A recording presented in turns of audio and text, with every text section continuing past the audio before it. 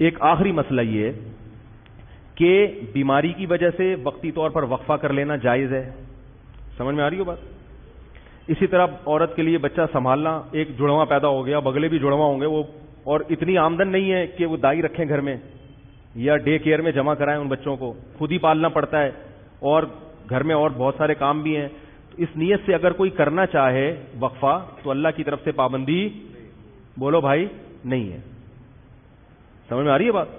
تو پابندی نہیں ہے. کوئی ایسا وقتی عارضی طریقہ اختیار کر کے وقفہ کیا جا سکتا ہے، اگرچہ پسندیدہ نہیں ہے شریعت کی نظر میں. اسلام میں ترغیب یہی ہے کہ نہیں کرو وقفہ، لیکن اگر کوئی کرتا ہے تو جائز ہے. لیکن یاد رکھو اس نیت سے وقفہ کرنا کہ میں اسکول کی فیسیں کہاں سے بھروں گا.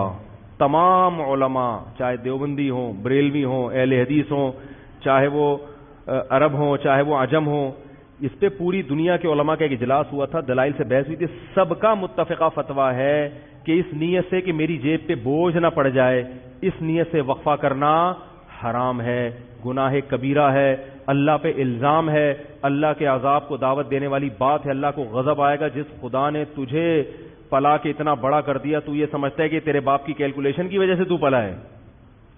اب تو اگلی نسل کو اس لیے روک رہا ہے کہ کھلائے، تو کھلاتا ہے یا میں کھلاتا ہوں؟ قرآن کہہ رہا ہے نحن نرزقکم، ہم تم کو بھی رزق دیں گے، وإیاہم، اور ان کو بھی. علماء کہتے ہیں غریبوں کے لیے نازل ہوئی ہے. اللہ نے پہلے ذکر کیا کہ تم کو بھی دیں گے، کیونکہ غریب کو ڈر ہوتا ہے میری روٹی نہ چھین لے بچہ، تو اللہ فرماتا ہے تجھے بھی ملے گا اس کی برکت سے، اور اس کو تو ملے گا ہی. اور آج کل زیادہ تر حمل جو روکا جا رہا ہے وہ اسی نیت سے کہ کھلائیں گے کہاں سے، تنخواہ میں پورا نہیں ہو رہا. سب کی زبان پہ یہی ہے. اسلام میں کیا ہے؟ فیملی پلاننگ والے کہتے ہیں پہلے انتظام کرو پیسوں کا، پھر بچے پیدا کرو. اسلام کہتا ہے نا نا نا نا نا نا نا نا نا. غربت دور کرنے کا ذریعہ کیا ہے؟ نکاح اور اولاد کی کثرت، جو میں انشاءاللہ اگلے بیان میں احادیث پیش کروں گا اس پر. تو یہ دوسرا طریقہ جائز ہو گیا کہ سنبھالے نہیں جا رہے تو ٹھیک ہے، وقتی طور پہ روکا جا سکتا ہے. اور اس نیت سے حمل روکنا کہ لوگ کیا کہیں گے اتنے بچے، اس نیت سے بھی حمل روکنا کیا ہے؟